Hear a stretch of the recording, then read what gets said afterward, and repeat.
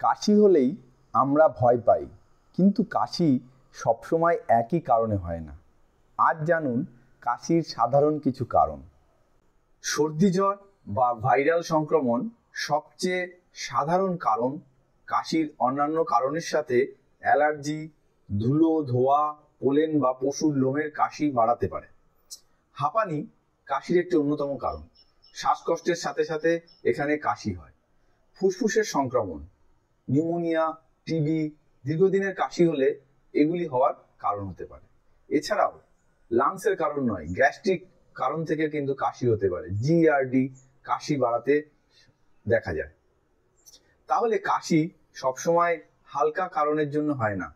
কয়েক সপ্তাহ ধরে কাশি থাকলে দেরি না করে অবশ্যই ডাক্তারবাবুর পরামর্শ নিন। আর আরেকটি কথা মনে রাখবেন, কিছু কিছু ওষুধ থেকেও কিন্তু কাশি হতে পারে। ভিডিওটি ভালো লাগলে লাইক, শেয়ার আর কমেন্ট করুন, আর সবার মধ্যে সচেতনতা গড়ে তুলুন। নমস্কার।